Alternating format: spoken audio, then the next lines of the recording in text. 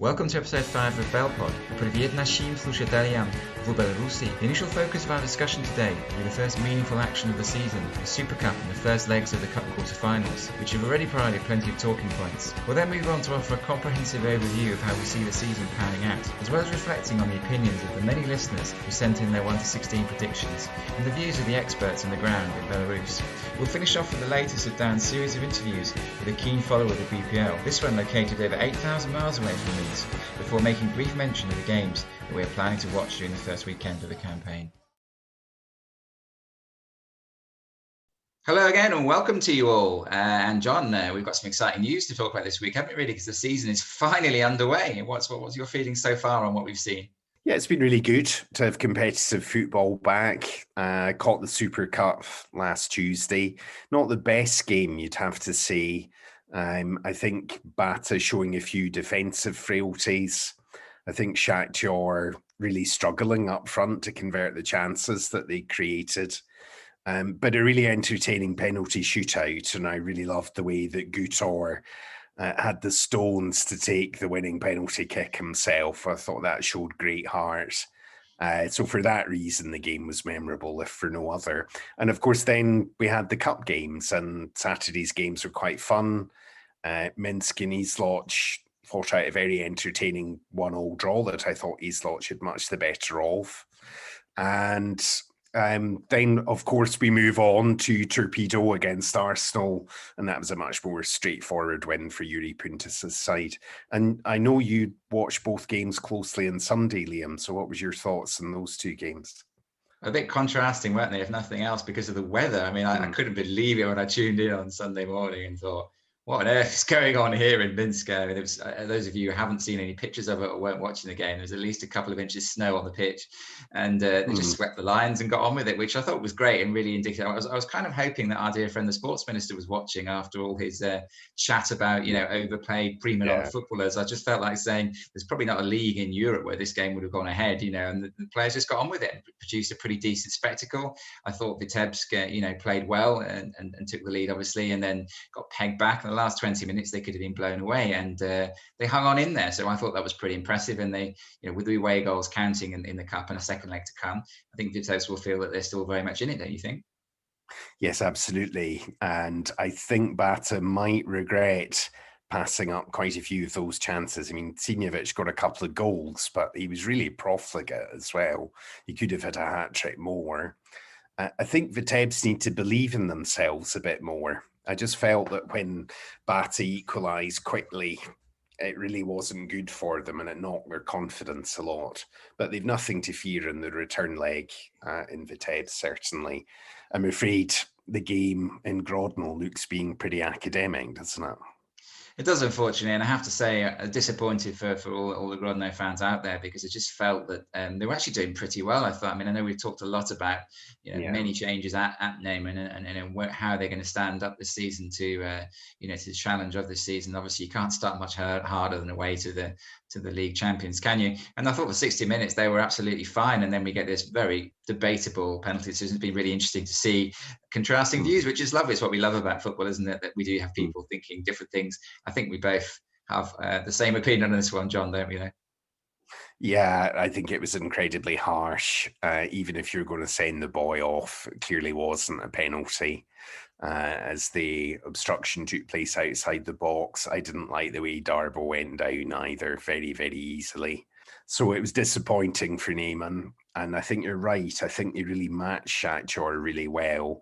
And although their interest in the cup is probably over now for this season, I think they can still probably look forward to quite a decent league campaign ahead once the new players have had the time to settle in properly, Well, we'll talk more about Neyman later, because from our list of many surveys that people have filled in for us, which was absolutely lovely, I have to say, Neyman offer a number of different opinions in terms of where they're going to finish. So we'll come to them later in greater detail. So yeah, just to really say a big thank you to all of those of you who did fill in our 1-16 predictions form. It was really lovely to have so many opinions. I mean, obviously, I love reading other people's opinions and thinking, oh, I'm not sure about that one. And then invariably they're right and I'm wrong. So I'm well used to that. So don't be thinking that I was looking at them thinking, what on earth are they talking about? Because I certainly wasn't. The other thing that was fascinating about it is that we seem possibly to have uncovered a long-standing fan of a Belarus team. We've often wondered, haven't we, John, whether anybody supported the Belarus team before last April. So big shout out to Bruce at this point, Bruce. Thank you for coming forward and mentioning your allegiance with Dinamo Minsk. And we're really hoping you might be able to come on the show in the future and tell us a little bit more about why you support Dinamo Minsk and have done for many years, or at least kept an eye on them, shall we say. The other thing I loved about it, John, was the fact that most football supporters that we knew who they supported were quite pessimistic, with one or two exceptions, which we'll mention. Most other people who didn't support that team actually were more optimistic of their chances than the supporters of the teams themselves, which I think tells you a lot about football fans, doesn't it? I tend to be very pessimistic about all my various teams and various European leagues' chances, and I suspect you're probably the same. Yeah, absolutely. And what's interesting is that I think a majority of the supporters that very kindly did the survey, as you say, put Dinamo Minsk as champions. So I think we've been corrupting impressionable minds in the first few shows. I think the experts in Belarus, Kadashevich, Tatur, Ivulin, all say that Dinamo have a big chance, but there's still a risky bet, and that the safe money is on Shakhtar. But as you say, later on we'll come into the who might win the title and who might just miss out. But I think it's good to divide the league into maybe 3 groups of clubs, those who are going to struggle, the mid-table teams, and then at the end of the programme, we'll have a look at the ones we think are in with a shout of, if not the title, then at least European football, you know? Indeed. Well, I think probably as we're going to start at the bottom and work our way up, John, I think it's fair to say that the thing that surprised us least about this particular survey was who everyone thinks is going to finish bottom, with about 2 exceptions. I think there are a couple of people who don't have Smorgon bottom, but pretty much everybody else does. And it's not really a great surprise, is it, John, to be honest? No, they've a very weak squad. They've a squad for the Pershaya Liga, very limited experience. They've signed a few guys in close season, important players like Leonid Koval from Belshina, Jan Senkovic, who was at Gorodea for a few months last season, and Leonid Katkovic from Smolovici. But other than those guys, it's a second-tier squad. So, yeah, I'm afraid the poor Bears are in for a mauling this season. And given the bad feeling we've mentioned in previous programmes about the way in which they're promoted, they're maybe not going to get too much sympathy for their predicament either. It's interesting as well, though, isn't it, when you look at it, that a lot of people have also gone for Sputnik to go straight back down again. And I wonder about that. A few have them surviving, but most of them have them going down. And I just wonder whether, we've only got a year's experience, of course. We don't know how things have played out over the last 10 years. But you wonder whether a lot of people are thinking, a lot of people who've been following the league for a season are thinking, well, Belshina and Smolovici, 2 teams that came up, went straight back down again. So ultimately, really, it's likely to happen again this season. Is that fair, do you think? I think it is. And Sputnik, on paper, you can look at their squad and go, well, actually, they've got some really quite decent players in that squad. But it's a thin squad.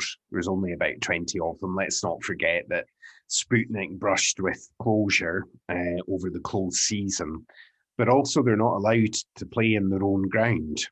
So the first part of the season, they're playing at the Spartak and Bobruisk, and we think they're going to be playing at Gomel Stadium. It's not yet confirmed in the second part of the season.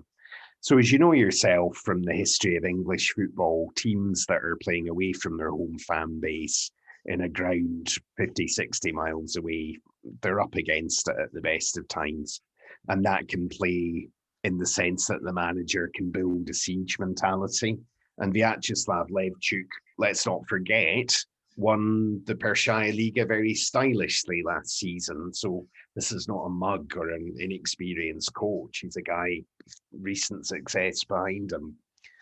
But I just feel that not having their own ground, having a thin squad, having a lot of inexperience in there, a bit of uncertainty about their long-term future, I think all these things are going to push against them in the long run. And actually, if you compare Sputnik's squad this season to Belshina's last season, Sputnik's is overall a weaker squad, you know, with less experience. So I wish I could be more optimistic, but I just can't see them surviving.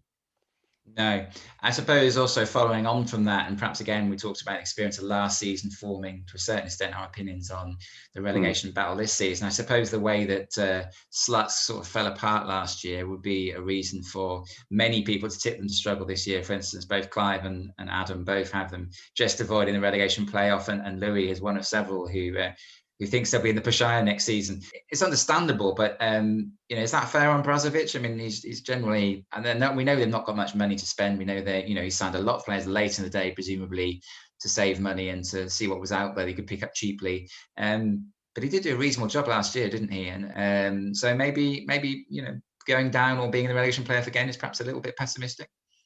I think they'll be okay. I think they'll be 12th or 13th, but I think they'll be okay.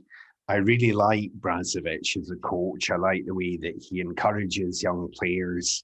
He likes to see football played on the ground and in the right way, getting it out wide to the wingers. I mean, you remember the importance of Makarov and Jigaro and Jean-Morel Poe for Smolovici last season. Although they lost a lot, they were a really entertaining young team to watch.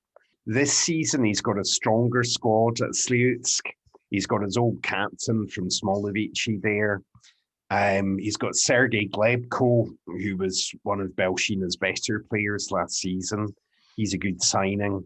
The boy Gvazova from Chikura in Georgia looks an interesting player, defensive midfielder. And very recently, he brought in 3 young African players who he'd had on trial. I didn't mind that he took a time to build a squad. That shows he's been careful in making sure he's got the right characters and the right balance in the squad.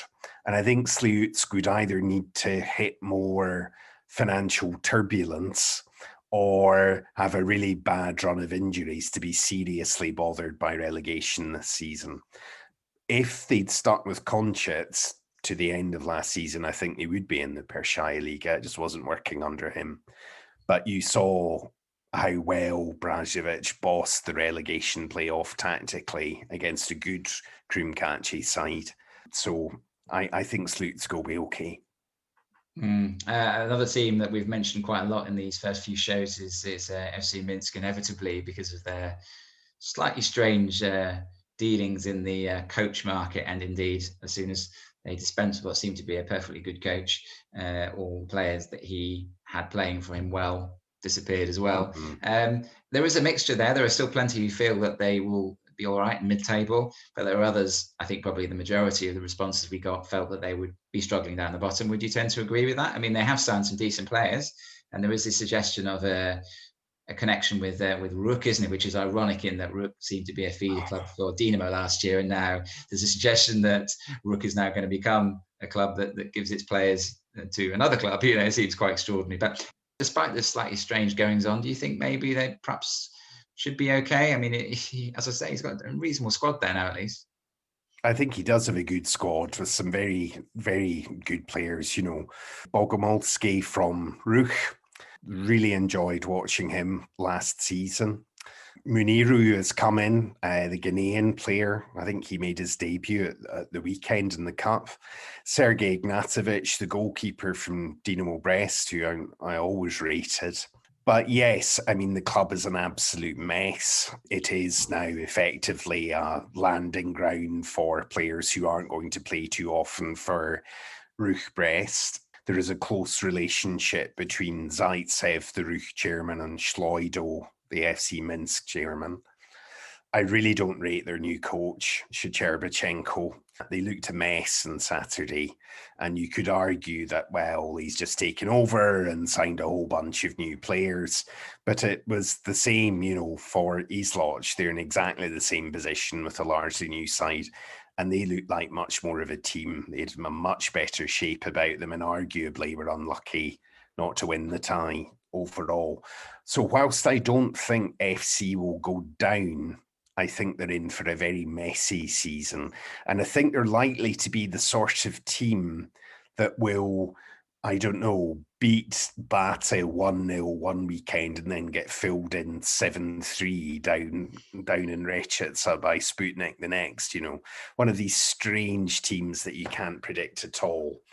I think they'll do enough, and I also predict, as does Vlad and Kodasevic, you're very disparaging about Shecherbachenko and his credentials, that he won't last the season and someone else will be brought in.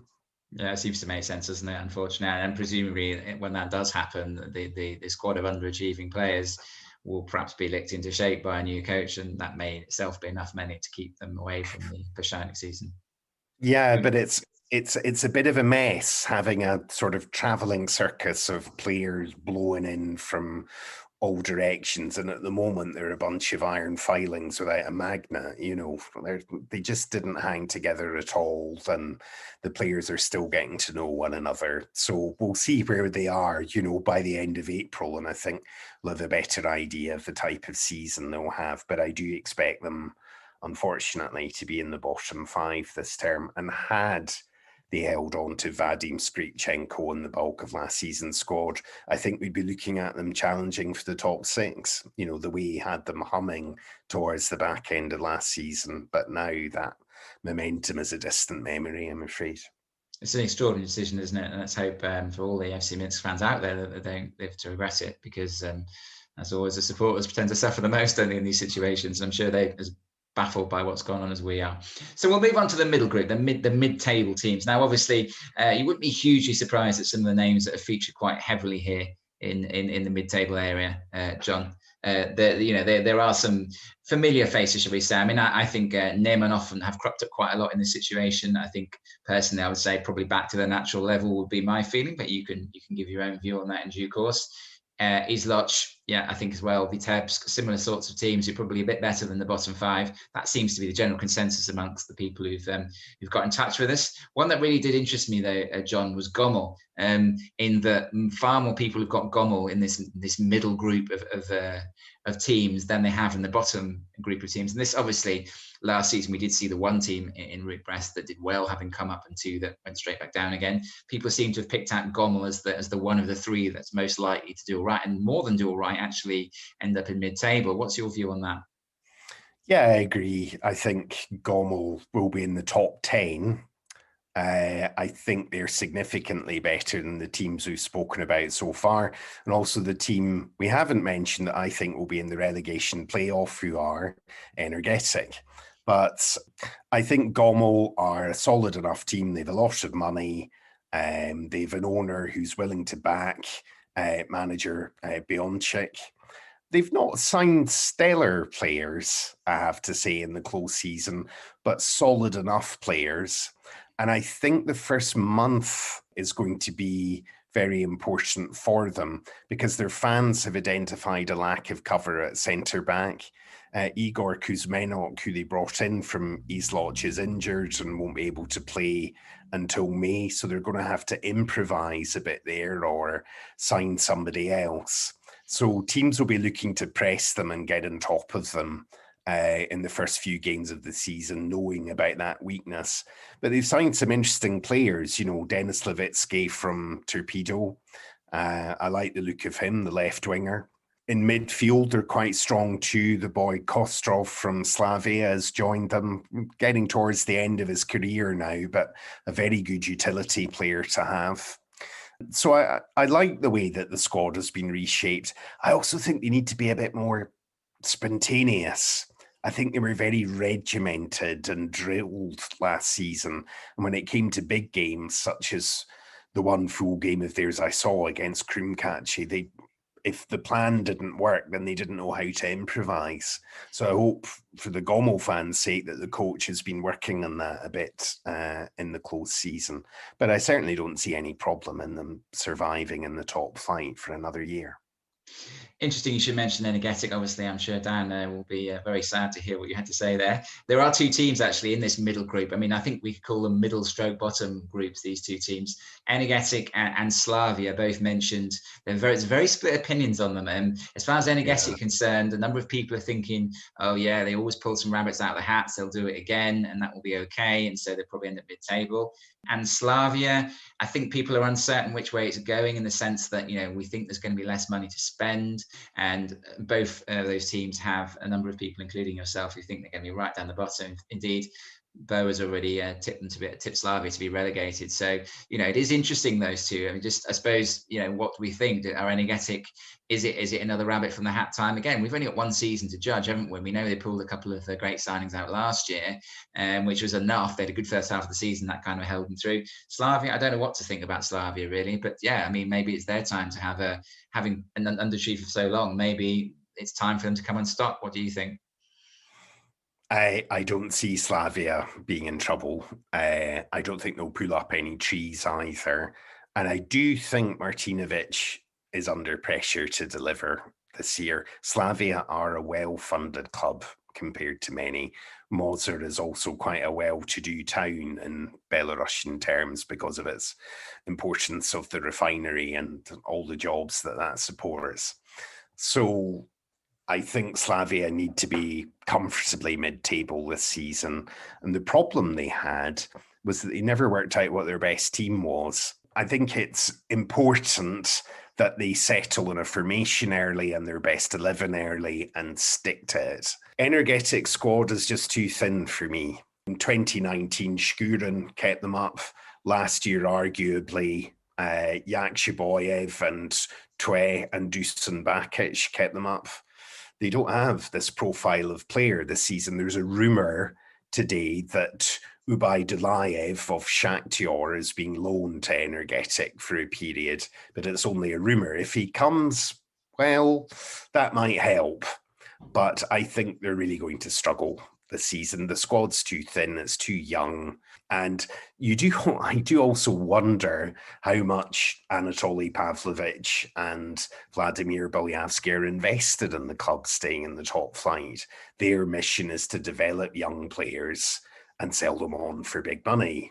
And I think it's kind of incidental to them, whether that's in the top flight or the Pershaya, Yeah, it's difficult, isn't it? I mean, as you say, we've only got 1 year experience of what they can do, and obviously they're not an established BPL team, are they? They've only been in the BPL for a couple of seasons, No. so it's not like you could say, well, over the last 10 years they've always found somebody. We can't say that. They are fairly newcomers to the whole setup, and yeah, I would think with that kind of mentality, essentially developing players for the benefit of other teams, sooner or later they are going to come unstuck. Obviously, I'd rather they didn't this season or anytime soon, but it's definitely a possibility, and I think a number of people who've replied to us have felt the same way, that ultimately, given the way they fell off at the end of last season, unless 2 or 3 really good signings come in. I mean, they did sign Vasiliev. They brought him back, having been at the club for a couple of years before he went down to Brest. And I think that's an important signing for Energetic, because he's the sort of player that they can anchor a whole team around. There's still players left from last term who are decent, like Mavatu, for example. I always enjoyed watching him play. Very versatile and speedy and skillful player. But you need someone to put the ball in the net. And if they're going to be putting Haik Mushakanian up front and relying on him for goals, I just can't see that working. That's an ad hoc fix, not a solution for a whole season for me. No, I mean, I totally agree. And I think obviously they were able to get plenty of goals last season. They were still conceding many. And some of their best players that remained are not defenders, I would hasten to add. I didn't think much of many of the centre halves, with the exception of Sokol. I don't really rate Miroshnikov or Svirepa for that matter. So yeah, you're conceding goals that went in rather too easily. Still no recognised wing backs, although Mwati did a great job there last year. Yeah. Realistically, the writing's on the wall, isn't it? So, I mean, I'm hopeful, but I think even I've gotten down to being a relegation playoff with my natural pessimism. So let's hope I'm pleasantly surprised by what happens eventually. As for the teams in the sort of established mid-table sides, if we could call them that, Neman, Izloch and Vitebsk all have a reasonably long history of being somewhere between about 7th and 11th. Do we think that's going to happen again pretty much? Pretty much. I mean, I think there's a group of about 6 clubs we can say are going to finish between 6th and 12th. And mine was Dinamo Brest in 6th, and then any of these clubs could have finished, Gomel, Neyman, Vitebsk, Izloch, Slavia for me, and my prediction. All these sides are much of a muchness. I like the look of Vitebsk.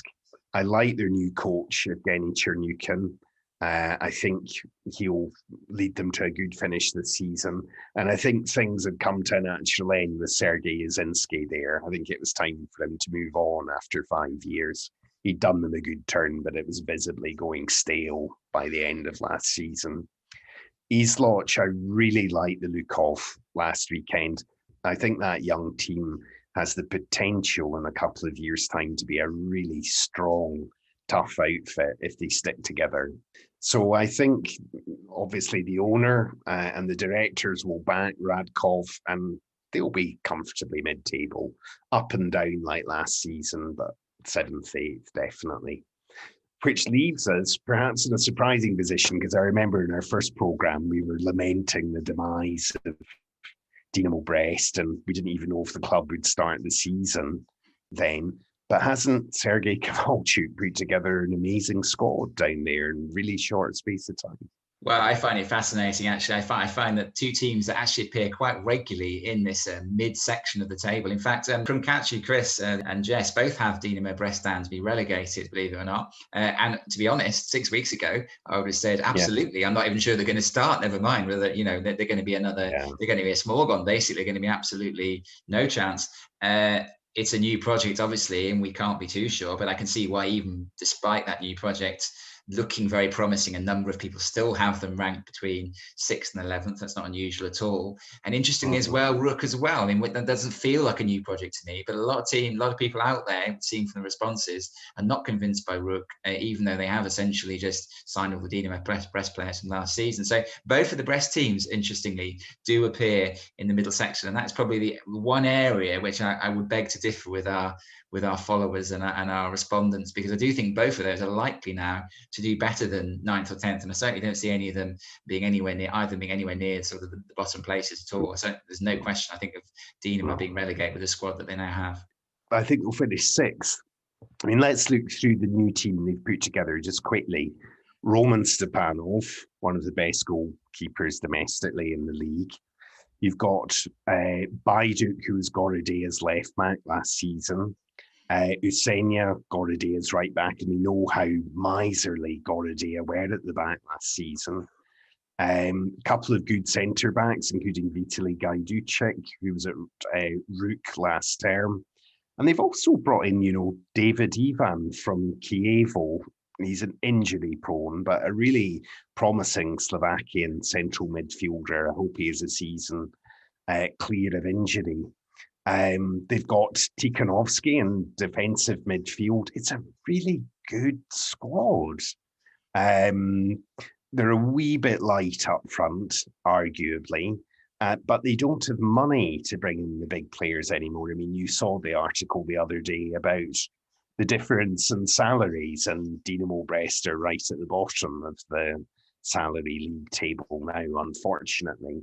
But I think Kovalchuk has been very clever, and I think he'll have built a siege mentality there and said, we are at a low ebb financially, but we are not going away, and probably using a few words we can't use in the family programme about Rook and all the former Dynamo players that left to go to Rook in the summer. So I'm going to be really interested to see how they do this season.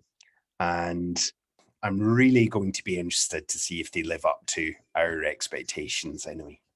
And Rook also, you feel, I mean, you can't look away from the fact to me that they do have a lot of very good players. I just can't see them finishing anywhere below 6th. I just can't. I just don't see how they would. They've got to be top 6 with that squad unless something goes badly wrong, don't you think? Well, Rob, who's the FC Rook UK guy on Twitter, he has shared with me the thought that he thinks we'll do quite badly. He just thinks that the squad has been over-engineered. The big worry for me is not the players, but is Kirill Olszewski the right manager to take this project forward? And Tatur and Kadasevic and Ivulin have all in their own ways wondered quite loudly whether he is the right manager. I think in Belarus, everyone wants him to succeed. They recognise that he had a very tough job at Bata last season. It didn't work for him pretty horribly. And I think neutrals want the guy to succeed, but it's not clear yet whether he will and the sort of pressing, high-intensity game that he wants to play is capable of being delivered by these players that have been assembled, and how much say does he have in transfers as well? It's difficult to work out. I think Rook will be top 5. Where in the top, I don't see them finishing above 3rd, and I think that would be an amazing achievement for them. I think they're going to be in the fringes of the top 5. And the question will then be, will that be enough for Zaitsev to keep Olszewski on for the season in 2022, or will he go into one of his famous rages and fire him and bring in somebody else? Well, we have 3 people that disagree with you. Tim, energetic fan, thinks that Rook will be champions, which is an interesting view. And if it clicks for them, who knows? It's not a ridiculous notion, is it really? As you say, no, it depends. It if they buy into Olszewski's philosophy, they've got the talent there. I mean, it makes me a bit sad in a way, because I actually really liked a lot of the Dinamo Brest players. I really enjoyed watching Dinamo Brest last year. I loved everything about the club. I loved the razzmatazz, within reason, obviously, of the whole event at the Brest. I just thought it was great. I really enjoyed them. They played some lovely football. And it was really interesting to read that interview with Bretala. Yeah, when he was sort of asked, wasn't he, like, what do you think about all these players going to Rook? Because he's obviously left, hasn't he? He's gone out of the country, but he sort of said, I wouldn't be doing that. I wouldn't be doing that. Yeah, and then he said, well, what do you think of them? And he was like, well, I'm not going to pass comment, but I wouldn't go from there. It's quite amusing, really. Yeah, he was really quite bitter, wasn't he? And I understand that, because that's a guy that's been at Dinamo for a while and obviously has a great affection for the club. And it must be really difficult, if you've been a long-time club guy, to see it basically dismantled on a whim. I think one other thing we should mention, as well as Veritilo's comments, is the fate of Denis Laptev, who's a really important player for them. But the last I read, there was some hint that he would be sold on to Poland, that he wouldn't be around for very long and they were going to cash in on him. But that seems to have gone a bit quiet. So if they have Laptev for this season, then that's going to be a huge bonus for them, because he's such an accomplished player, isn't he? I liked him very much last year. He's one of those who looks really lumbering. He's a bit like Haaland, although not quite the same class as Haaland, but he looks heavy. He looks awkward and lumbering. Yeah. But my goodness me, he can play football, and obviously at different levels, as we say. But they both, time and time again, over the last 12 months, have made me think, well, actually, they might be a bit cumbersome looking, but they are in their, at their levels, quite superb strikers.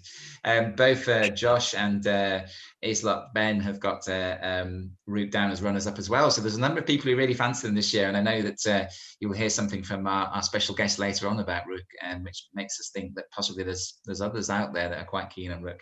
But anyway, let's move to the other possibilities in the top 5. I suppose we haven't mentioned Neman yet for one particular reason. I did drop them in as a possible mid-table team, but a number of people think they might be top 5 this year. In fact, both Morgan and Dima from Russian NMF think that they might come runners up, which would be amazing, perhaps pushing it a bit. And I suspect that they will end up mid-table, but you never know. As you say, what happened on Sunday was really encouraging. I thought I was really expecting to turn up and get a hammering, and they, until the sending off, they really looked pretty much in that game, I thought. Yeah, I mean, I only saw the highlights, but from those highlights, you can see that they competed very well. I don't think they'll be in the top 5, but I think they're an Isloch type side. They're a steady side. Once Kavalovic has worked out his best formation and who he's going to trust as his starting 11, and Kavalovic really believes in them. And let's not forget the job he did with an unfancied squad last season as well. It'll be interesting to see how a player like Yuri Kozlov develops under Kavalovic, and what he's like when he's playing in relatively normal circumstances and not being expected to turn in a performance for a team that hasn't paid him for months at end and might not exist in a few weeks' time. So I'll be interested in his progression. Alongside that of Alexander Jigaro, who I really enjoyed watching with Smolovici last season, again alongside Makarov and Poye, an absolute standout in what was an inexperienced and poor team of young boys. So again, in a stronger squad, it'd be good to see how he plays and develops. But yes, I think mid-table, lower mid-table was a reasonable expectation for Neman this year. So we come to the champions, John. There are 4 possible champions according to our listeners. I've already mentioned Rook has one supporter, and I want you to bear in mind that our Super Cup link saviour, Matt, has gone for Barté. So just before you start passing too many judgments on Barté, remember that without Matt, we probably wouldn't have watched the Super Cup. So yeah, he's gone for Barté. A couple of others have also gone for Barté. We have managed to convince a number of people to go for Dinamo Minsk with our constant banging on about how great they are and how this could be a chance, and how Vlad and the other journalists in Belarus feel that they've also got a great chance. Bruce, as a long-time Dinamo Minsk fan, thinks it's the best chance for years for Dinamo Minsk to have a successful season. But the majority of people still think that Shakhtar are going to win it, John, I'm afraid. We haven't managed to turn enough people just yet. That's interesting, because somehow all the forums that I looked at had Dinamo Minsk down as champions. Like, oh God, I'm going to be responsible for a lot of people losing their money in November. But yeah, I mean, Bata are a great club. They're in a period of transition. I really hope it works out for Zhukovsky, because I do think he's a wonderful character and someone that you warm to, and clearly a very promising coach. He's also someone with a lot of experience of dealing with younger players, and he still has, as we saw in the Super Cup and in their game with Vitebsk, he's got some really good players still at his disposal who haven't moved on when they were expected to move on, Skavish being the most glaring example. I have to say I'm sticking to my prediction. I think they'll be 4th or 5th at best. I just think the way that games will pile up, I think they're going to be a lot more inconsistent this season. It will depend on injuries as well. I think the squad's a wee bit thinner. The boys he's brought in, with the exception of Karasev, who's a great signing, defensive midfielder, the boys he's brought in are all youths or young professionals just emerging, just beyond that stage. I just can't see them progressing in the way that they've been used to in previous seasons. And again, I really hope that Zhukovsky is given time. You know, I have to say, this is a young squad. It's a new approach. You're going to have to be a bit patient. In respect of Shakhtar, I think it is a safe bet to back them as champions. I don't personally, for what that's worth. The reason I haven't backed them, Liam, and I don't know if you agree, I just think they've changed too much. And I think also Shakhtar, from what you read from the Belarusian experts that we read every day in the forums and post on our Twitter page, it's a very political club. It's the sort of club where there's always behind the scenes politics and people falling out, and all of a sudden the manager's sacked and half a dozen players are moved on and no one really quite understands why. So I just think they've changed too much and brought in too many new players. I mean, I don't know if you agree. Yeah, I mean, it's extraordinary. We talked before, haven't we, about Shakhtar's transfer strategy, and we've often said it's a little bit bizarre. And then, you know, the whole reason why this young striker may be loaned to Enigeti is because they've got another striker lined up to bring in. And you think, surely by now, we're talking about 3 or 4 days before the start of the season. I know the transfer window isn't shut yet. It's not like they've been shy of making a signing or two, is it, John? And I just think they've given this young lad, I mean, I'm delighted he comes to Enigeti, you know, I'm sure Dan will too. And so we're all Enigeti fans because he looks very promising, but they've given him a fair run in pre-season, although mostly off the bench. And then they're talking about loaning him out to Enigeti and bringing in somebody else who hasn't got any experience of the league, who they're just signing, you know, to bring in and hope he hits the ground running. I find it quite bizarre. I mean, I agree with that general point. And you have to say that looking back in football history, everyone remembers when Sir Alex Ferguson emptied Paul Ince and Paul McGrath and these players at the beginning of the 90s, I think, that were the cornerstone of his team. People just couldn't understand it, that the mentality was that whilst you're at the top, you change. So you could argue that Shakhtar are doing this. We're not resting in our laurels. We're tidying things up and bringing in a whole bunch of new players, having a couple of players for every position, which is fair enough. But I just don't see how they're all fitting together. I mean, Tatur did a really good analysis of their performance against Neman, and he identified a couple of changes that Grigorchuk had made at half-time. And he pinpointed the fact that down the left, with the likes of Antic and Stasovic linking well together, and a clever use of Valon Ahmedi, the Macedonian player, just sitting in front of centre half, that they looked a much better team. So Grigorchuk clearly hasn't worked out what his best team is yet, with all these Harlem Globetrotters he has to choose from. I feel sorry for Dembo Darbo. I mean, he didn't ask to cost €700,000, but he's getting slated for costing that much money at the moment and not immediately being, Lionel Messi or something.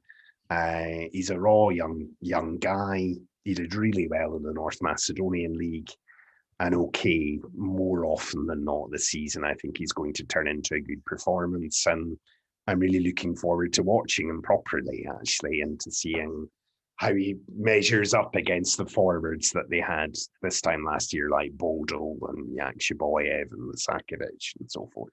So why do you think, John, has been the main reason why both you and I have gone for Dinamo Minsk? We obviously were very critical about them last year in terms of what they offered us on the pitch, but why do you think we're both, I mean, obviously you can't read my mind clearly, but why do you think we're both fairly convinced that this is a really decent chance, as Bruce mentioned earlier on, a great chance for them to have a successful season, a really successful season?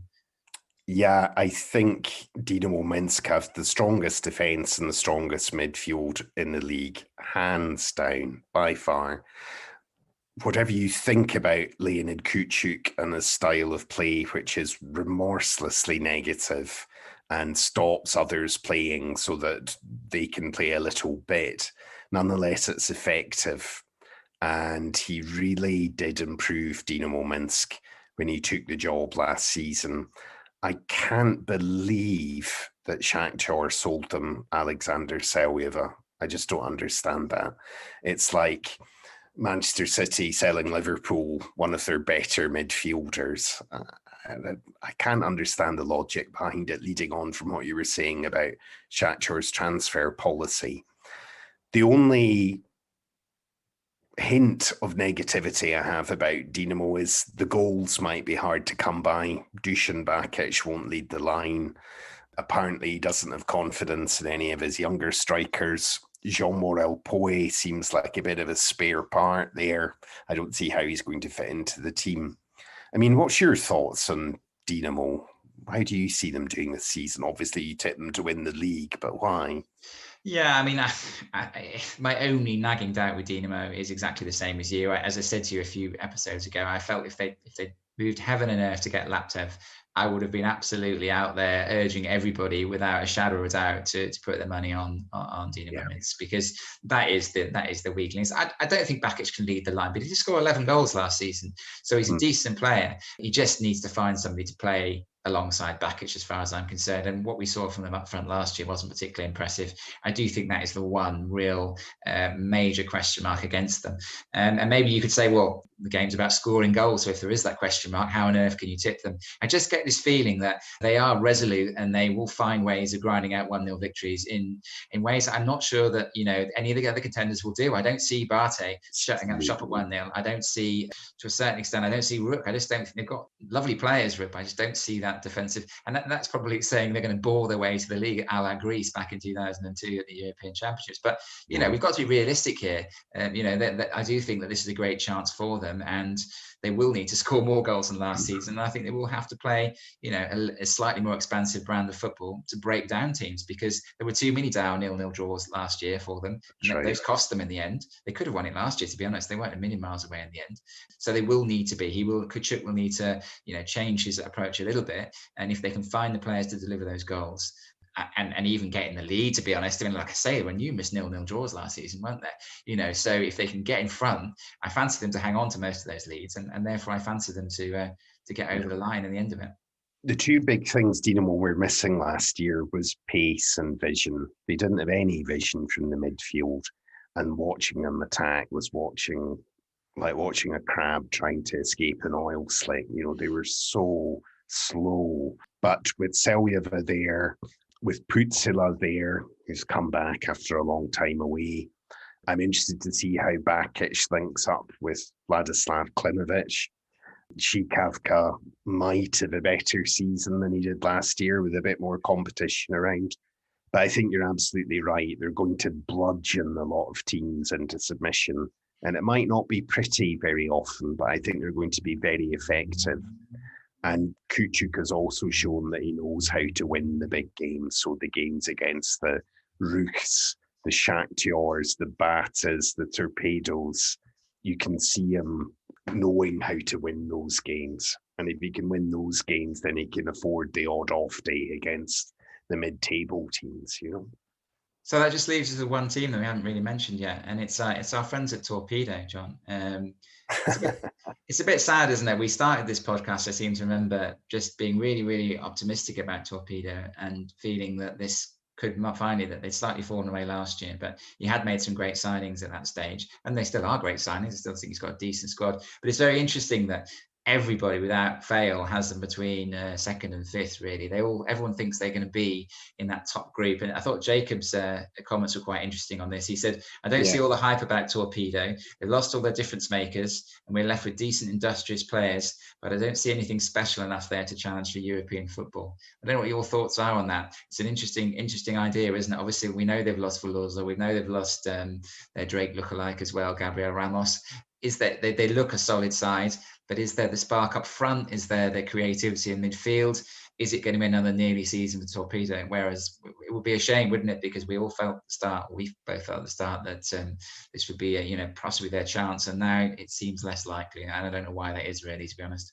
Well, it seems less likely because they've lost Gabby Ramos and gut-wrenchingly UP Velo. So I think that was a real heart scald to them because they'd really planned to have him this season, but they had no agency in that transfer. Lviv owned him, Riga wanted him, and Riga had the money to buy him. So Torpedo were out the picture. They had nothing to say really beyond a rumble of discontent from Yuri's significant belly. He's come out fighting in today's papers. He said they're going for the title. They've definitely got a new player coming in from Brazil to replace Ramos and Veloso. He signed Mateus Monteiro. No one knows what he's like. He's only 20, but in a Brazilian attacking midfielder. Do you know something? I would have been much more concerned if he'd lost Khachaturian, if Antalevsky had gone to Russia. I think they would have been hard players to replace. I think I back Puntus. He's probably my favourite Belarusian coach. I really appreciate his work. And I back him to make the most of the squad he has. And what was interesting at the weekend was that he used Samuel Odiobo, who we've known as a centre half in the time we've been following the league, as a battering ram against Arsenal Dzerzhinsk. And it kind of worked. And I haven't seen Samuel playing up front before, but it didn't look awful.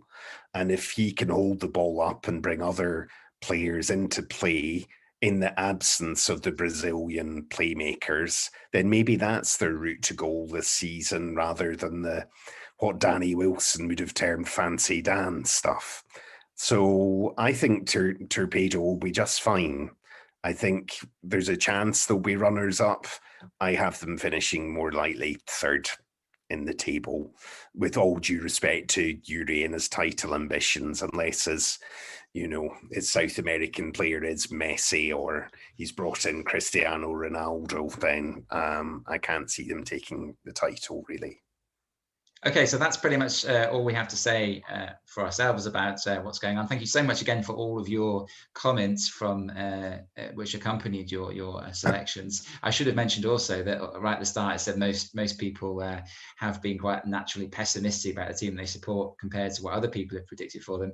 I should add that our good friend Jack at Shakhtar, the English Shakhtar page, has tipped Shakhtar to be champions. I suppose if you support Shakhtar, what else would you do? You can't really not. So Jack, yeah, we appreciate your optimism. We wouldn't expect anything less. I wasn't thinking after a season of winning the league, you might go, I think we'll be fourth this year. So yes, we obviously hope for a good season, and we hope that if that is to be the case, that you can look back at the end of it with a very wry grin on your face as to have been one of the few maybe who's predicted it right. We're thinking about doing a sort of a monthly thing to see how our predictions are all going. We'll let you know more about that in due course.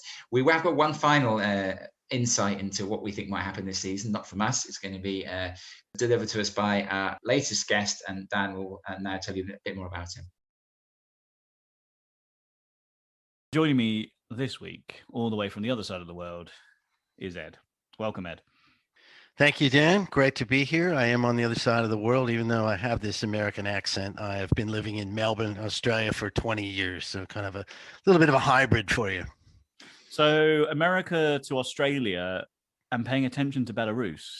It's not the most obvious of locations, perhaps, but maybe it wasn't for any of us. What drew you into the Belarusian league? Well, I'm that rare American that has followed football for a long time, the soccer version, not the American version. So I've worked in it at the States. I worked at Fox Network over there, worked here covering local football in Australia, and now work for a betting firm.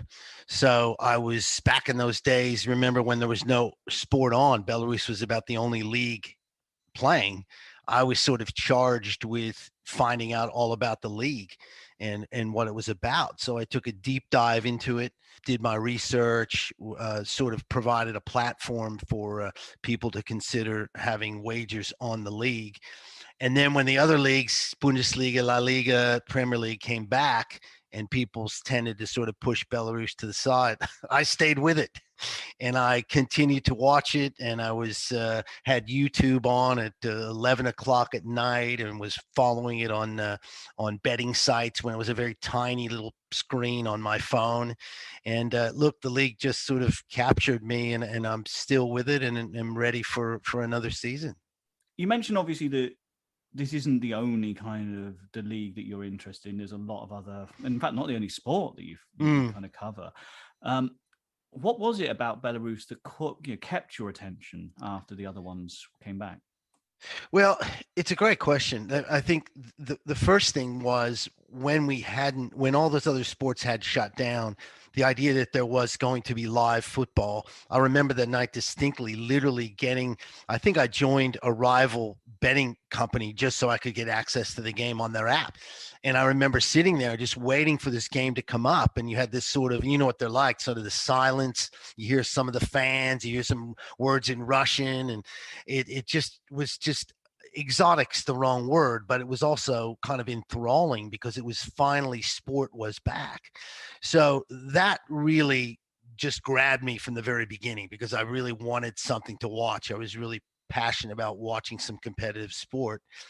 And then I just think the fact that I started to buy into the teams and the storylines as kind of as a pseudo journalist, I sort of want the storylines. That's what I follow, Shakhtar being the bridesmaid, some of the smaller clubs. Can someone knock Bate off, that sort of thing. And I think that's what stuck with me. I was too hooked in too deep after that first month or so where I gave it all my attention. But then I just continued to find, I wonder how they did this morning and that sort of thing. And it just sort of stayed with me. And I was able to balance out covering all the other sports and things I do with following Belarus. And I've just sort of stuck with it. And it's really up there now with the leagues that I really care about passionately. Yeah, it kind of gets under your skin a little bit, doesn't it? It does. So, it does. Looking back on the 2020 season, what to you were the highlights? What were the bits that really stand out for you? Well, I tell you what, I thought that the naming Grodno story was a great story. I mean, first of all, that logo is just unbelievable. That deer and the green and just a brilliant kit, so that gets me right off the top. But then the fact that smaller club, they had an opportunity to get to Europe. It didn't work out. But that was something that I found fascinating. Shakhtar v. Bate, obviously, when you go back and learn about the history of the league and you look through it and how many times they were close, but they couldn't win it. And Bate had been this dominant force, but they just couldn't quite. They had their issues last season, coaching issues and things like that. So I think there was this sense of, from my standpoint as an outsider and, kind of knowing Bate, probably the only club I knew, maybe Dinamo Minsk coming into this, there was always this sense that surely Bate is going to come and win this thing. And that last day of the season, I had friends roped into it too. Dan, I'll be honest, I had friends. I said, look, check this out. If this happens, this happens. So they were watching and texting me. My son, I've got a 12-year-old son. I've roped him into it. Stay up and watch this. If Shakhtar wins this. And so it was that to me was the most memorable thing of all. The start and the end to me were something that I'll always remember. And obviously in between, there were great moments, last minute equalizers, some crazy results. But I do think that last game, that last day of the season really, really resonated with me and is just something I will always remember. It was just so frantic. I had the YouTube going on my phone, a YouTube on the TV. It was really just one of those crazy nights. Yeah, and I think even though Energetic were nowhere near the races by that point, I'd like to, it's worth remembering we did take 6 points off of Bate over that season. Without that, absolutely. Yeah, well, you were fun to watch early on. I must admit, and again, that name is a great name. And I think I tweeted something like, my goal in lockdown is to learn more about the Belarus League. And someone wrote back immediately, a friend of mine had said something about Energetic. He said, what a great name. That's my team. So they did have that going for them. And as, a small team, and they came out of the gate so strong that they were highly entertaining to watch. But then, of course, it sort of drifted downhill after that, unfortunately. Based on your first season, have you got any thoughts about where this might go? I've generally been asking people for their predictions as to the top teams. Have you had an idea as to where you'd be putting people there? Yeah, I have, and thanks to you guys and the Bell Pod, I've been able to really sort of, that's been a real good resource for me to listen to and read, and those guys do such a great job that it's amazing how much knowledge you can glean from that. Last year there was so little to find, try to teach yourself Cyrillic or use translating things, that's another big part of this whole thing. I think Shakhtar obviously are going to be there. I think they spent the money. We're hearing some things about unrest and stuff like that, but I think they're going to be a very good team. I think Bate is it's one of those teams that's just going to be there. I think they're going to be in the conversation. I don't know enough about this thing that's going on with Rook Brest and Dynamo Brest. I know a lot of people are really high on Rook Brest, and even when you look through some of the betting things, they're way up there in terms of strength and power. So people rate them pretty highly. The other one's Torpedo Belarus. I mean, that's a really good team. That they kind of sneaked in there at the end, but they were a fairly consistent club, and I'm a pretty big fan of that organization. I like them initially because the fact that they manufacture enormous mining trucks. One of every 3 in the world is a Belarus mining truck. I find that just incredible. Admittedly, we live in a mining country here, so maybe that's just me on my own thinking that. Although there's not much mining going on in Melbourne, by the way. So look, I'm going to throw those guys in there. From what I've been reading about Neyman, I'm not convinced that they're going to be able to replicate what they did last year. Dynamo Minsk, I think potentially, Dan, could be in that conversation. So there's my 4 or 5. Okay. Looking at the bottom of the league, is there any clubs you think going straight back down, or maybe are going to be overtaken by some of the clubs that come up? What's your thoughts there? Yeah, well, last year, obviously Smolovici and Belshina were really battled and towards the end, from a betting standpoint. If you're putting a bet together with 2 or 3 different games, betting against them probably made a fair bit of sense, because they just, they lost players, they lost money, they lost spirit. It was very difficult at the end.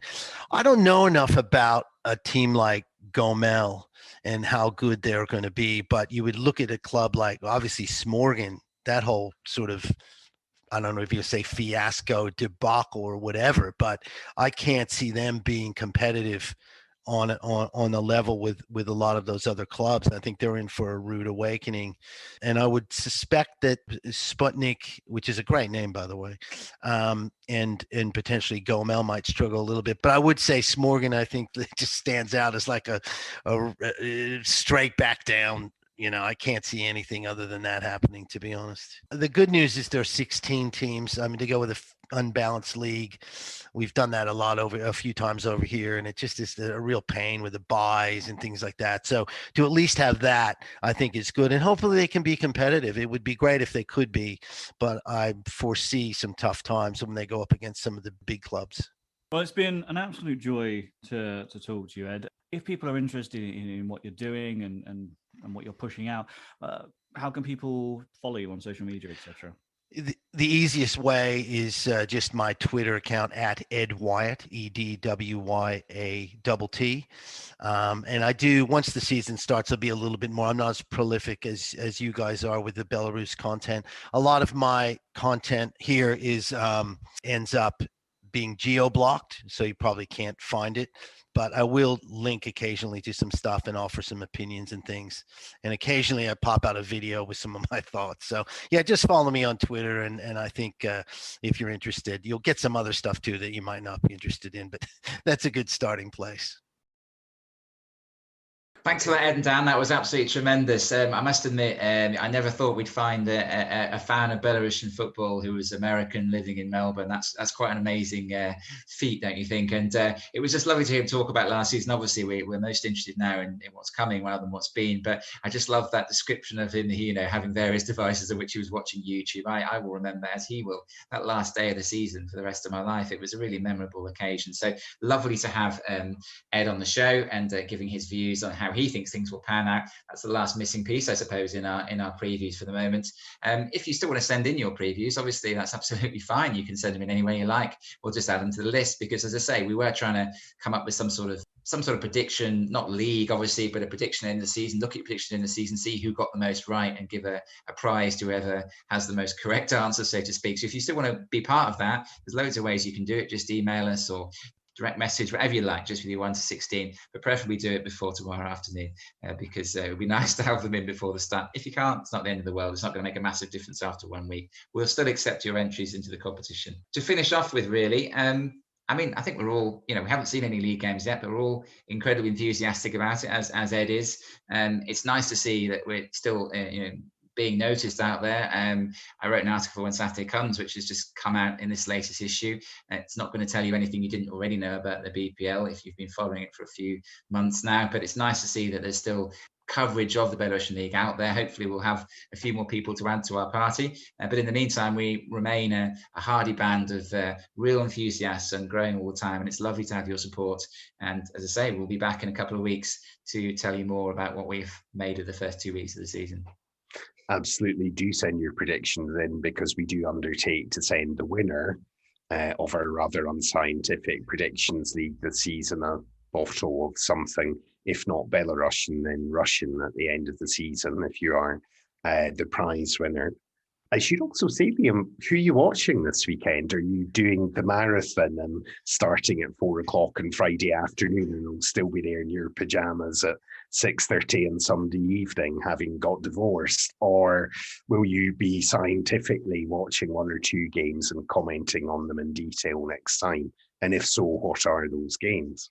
It's really tricky, isn't it? I mean, obviously, a lot depends on YouTube as well. If the ABFF suddenly decided their infinite wisdom not to give us any games, there's going to be some mad scrambling going on, isn't there, over the next 24 hours or so. I mean, obviously, there is one national broadcaster that said that they're going to show 2 games, but we just sit and wait, don't we, really, unfortunately. And a lot will depend how much football I watch. A lot will depend on how many games are available. I'm not a massive fan of well-known betting sites. No, me neither. I'm too old for the thumbprint screen, I'm afraid. Or finger, whatever you call it, thumbnail screen, I should say. I'm really looking forward, obviously, to Dino Minsk against Torpedo. Though. I mean, obviously, I think it's likely to be a 4-all draw. The 2 others I look out for is East Loch against Slavia. I think that should be a really entertaining game from 2 good sides. And Gomel visiting Ruch. I'd like to see how Gomel line up in their first game and how Ruch look under Olszewski. It'll be the first glimpse most of us have seen of the new Ruch this year. So they're the games I'll keep an eye on this weekend.